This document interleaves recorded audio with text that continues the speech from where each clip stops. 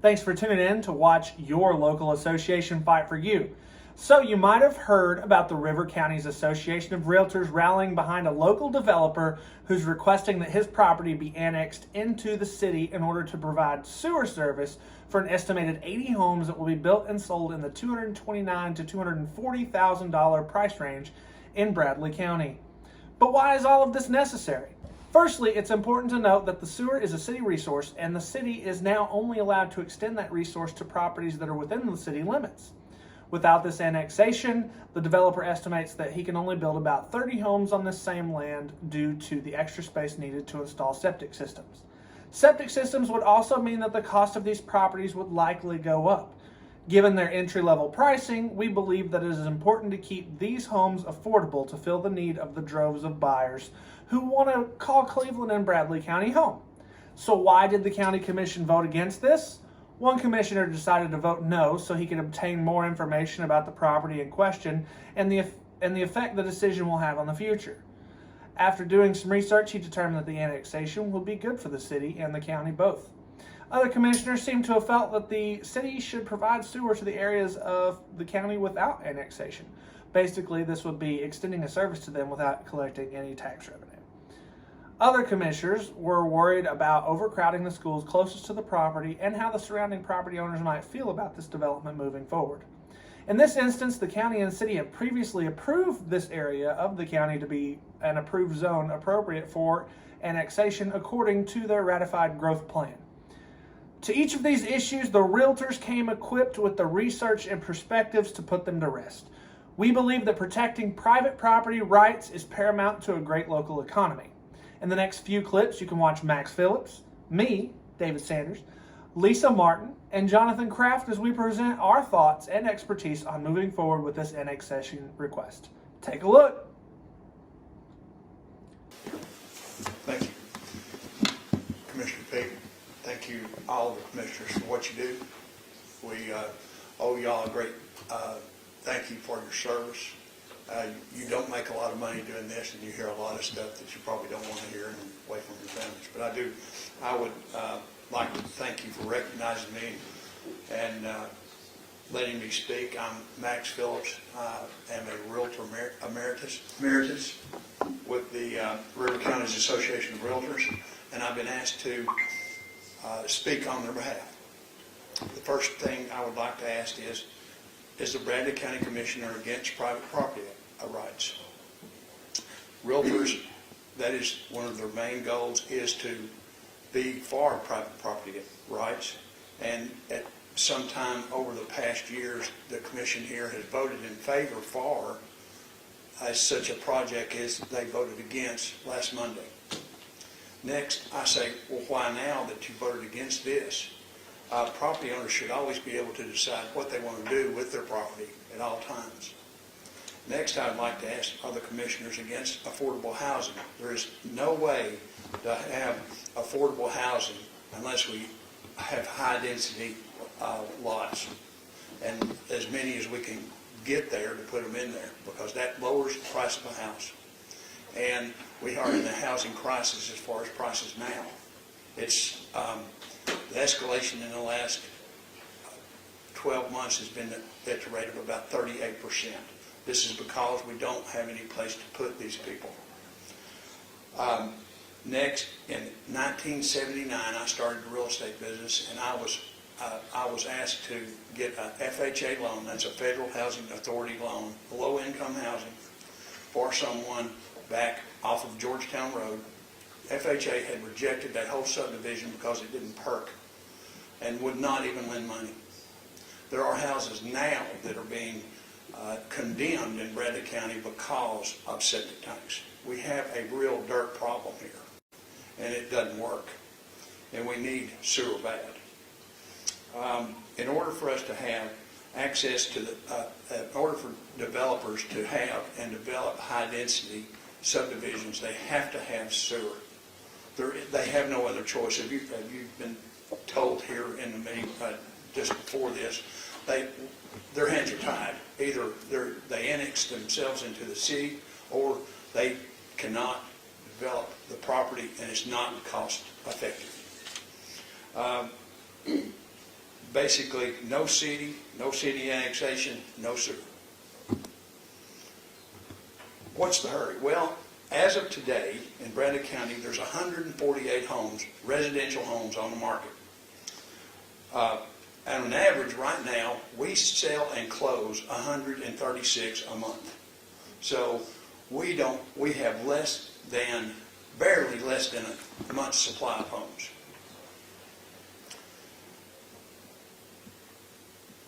With anywhere from 1,000 to 1,200 people moving in this community on a yearly basis to Bradley County, we are in a very short supply, and we need homes quick. Why is that? Well, the cat is out of the bag. The state of Tennessee has no state income tax. Cleveland has a low cost of living, well below the national average. We have great weather most of the time. People love all four seasons. We have affordable housing now. And last but not least, Cleveland, Tennessee is rated in the top 5 in the nation to live, work, raise a family, and buy a home. We can't help it. They're coming. And further information is that no development is a job killer. Just one vendor on this project that was rejected is losing $17,000. She's an employer and a vendor to this. So it kills jobs, not lets people develop it. This development, as a matter of fact, I sold this piece of property a long time ago, and the sewer is right there. It is close.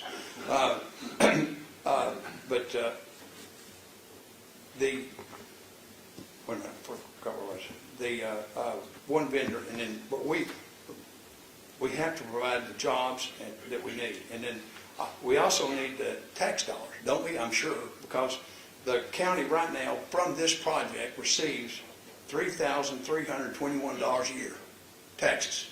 Now with this development, it's estimated of an average of an average sales price of $250,000.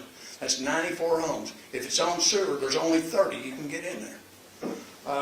If it's in the city and with city sewer, it generates $119,800. So some of you voted for a tax increase for growth, infrastructure, and development. However, you voted against this. In closing, we need homes, we need jobs, and we need tax dollars. With all due respect, please reconsider. My name is David Sanders. I represent the Realtors, River County Association of Realtors. I also represent Coldwell Banker Kennard Realty. There's just a couple things that I wanted to bring up that I sort of in closing, and I don't think we've talked about yet. I have sent email correspondence to everyone, so if you want to put a face with a name, here it is. I do appreciate your time. I appreciate all the guests, all the community leaders that we've had out today. One thing I wanted to touch on was that I've always been taught in real estate. It came from Willie Hamilton, actually. If you want to sell apples, you have to have apples in your apple cart, or nobody's going to have anything to buy. So those 148 listings that Mr. Phillips is talking about, that's people like digging into the bottom of the cart, picking up the rotten apple, trying to throw it around. Everybody's hands have touched it. These people that are coming in under $229,000, that's an incredible price for an entry-level home. These people that are coming in are going to take whatever school they can get their hands on right now. These buyers are just looking for a roof over their head. This planned unit development is just going to be something they're going to accept as part of our growth. As cities grow, more annexation has to come. It's just the natural progression of anything else. I think this waiver issue sort of sounds like we're going to ask the city to provide services that they're not going to be able to gain tax revenue from, and I think that's going to be met with a lot of frustration on their side. And back when Kevin Brooks was campaigning, he spoke with Orba, and he actually mentioned some state pushback on allowing city sewer to go out to the county. So I think there is a whole conversation that needs to be had there. But I think right now, this responsibility falls on the county commission to approve this and to continue to do this, because this is not going to be the last time you hear of an issue like this. I think right now we have to solve the issue, which is people who are coming to live in Bradley County because Hamilton County is way too expensive and we're just better, are not going to have anywhere for us to go. So we need to meet that need. We can meet that need on September 7th. We can vote to let this annexation happen. As soon as these houses are built, they're going to go on the market. They're going to be gone in like a blink, and then move on to all the other growth that we're talking about with schools and whatnot. Thank you for your time. Thank you, Mr. Banks. Mr. Chairman. Yes, Mr. Black. Real quick, I failed to mention in my comments, my meetings with the city, they did mention what he just alluded to, is that there are other interlocal agreements, other annexations in the pipeline coming. I asked them point blank, what the pipeline looks like, and they're already working on it. I said, well, don't wait till the last minute to bring them to the county commission. Let us have our proper time to debate and go forward with them. So there are other agreements on their way. Thank you. Anyone else on the suite full of traffic? Yes, sir. Come up and state your name and address, please. My name is Jonathan Kraft. My address is 525 Johnson Boulevard in Cleveland. And my name is Jonathan Kraft. I'm with Crylike Realtors. I'm a managing broker. I'm also here with RCAR as well. And my colleagues have already addressed a lot of different things. I wanted to mention a couple things here. The first thing is the septic and sewer debate is not just about new construction homes. There are plenty of homes that are on septic now that the septic is failing. I've personally dealt with houses that I've tried to sell that had failing septic while we were trying to close them. And we've had to do things such as put in a second septic system for gray water, or in one instance we had to dig a French drain all the way around the septic system in order to divert water from neighboring properties in order to keep it working so that we could close. In that case, when they were out inspecting it, they actually went to a neighboring property because they saw water laying where their septic system was, told them they had 30 days to fix theirs. So it's a big issue, not only for new construction, but, and I'm not the only one who's got those issues either, but I wanted to talk about affordability as well. There was a question as far as what's considered affordable. I believe, Mr. Cry, you had asked about that. So the government defines affordable housing as if you spend 30% of your income, your gross household income or less, is considered affordable housing. Right now, 48% of Bradley County makes less than $50,000. Median income's about $52,000. So that would put us at our median income. That would put our median house price at about $250,000. So if we look at the history, in 2018, our median house price was $175,000. In 2019, it was $191,000. 2020 was $213,000. 2021 is $240,000 so far. So we are drastically reaching our limit on where we can go. And not only that, but we're having an increase of a little over 1,000 people a year coming into town as well, at an average of 2.6 people per household. That means that we're going to need bare minimum just to keep up with demand, just to break even. We're going to need about 385 homes a year. Now, where we are now is in 2020, we had 205 newly constructed homes at a median price of $263,000. In 2021, so far we've had 92 newly constructed homes sold so far at a median price of $293,000. So when we hear of a development coming that's going to be $229,000 to $249,000, that's hitting right in the sweet spot of where we need to be, and that's definitely something that we need to encourage, that kind of growth for sure.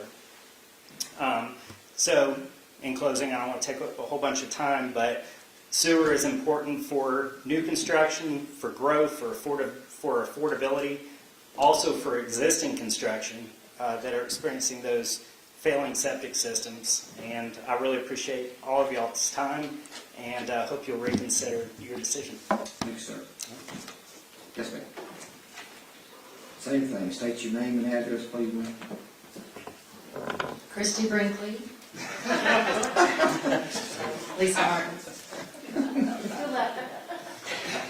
I'm the CEO for River County's Association of Realtors, and 3 weeks ago I had a heart attack, and Tenova took great care of me, so thank you. And y'all deserve some workers' comp for the freezing room that you are having to sit in to run your meetings. So, ladies and gentlemen, esteemed commissioners, fellow realtors, I'm grateful to be here this evening to help shine some light for the position that River County's Association of Realtors takes in this regard. The realtors believe in private property rights, fair housing, and economic development for the betterment of communities because we live, work, and play here ourselves. So tonight you heard about growth, affordability, needs assessment, septic logistics, perk tests, and more. I'm going to speak a little bit again to economic development sustainability. When I was blessed to become part of Tennessee, and most importantly Cleveland nearly 2 years ago, everyone we spoke to told us to look at the north part of Cleveland and the north part of Raleigh County. And we were coming from a high desert community in Colorado, and I asked why, what's the deal? And they said there's nothing in the south. And that was anybody that I talked to. The main phrase you know about real estate is location, location, location. And so that kind of shocked me. I know this kind of expansion issue can cause a great deal of angst. I've been in city council meetings, I've been in county commissioner meetings for 17 years as I've been a CEO in other associations. It's hard. I know you all care, and I've watched these discussions develop into situations that couldn't be reversed. Most recently, a small town in Colorado, when the city council proposed a 500% increase in transportation impact fees on builders. Their view was that they needed the funds to repair and complete projects that had been left undone and neglected for 30 years, as well as the infrastructure for the new developments. The Realtors commissioned a national team to prepare a study, and it was determined that if that city measure was passed, notwithstanding other legal issues in the Colorado Code, they would be the highest taxing city in their population in the country. They did it anyway. Who wants to guess what happened? The builders pulled out of the city. What happens when that affects a city? Well, we had 5 major corporations through economic development. There's Doug back there to tell you about that. And they all pulled out. They were gone, out of the city immediately. The builders had to try to sustain growth in the county. BLM pulled out. And you can look this up. BLM was going to take the DC office into Grand Junction, Colorado.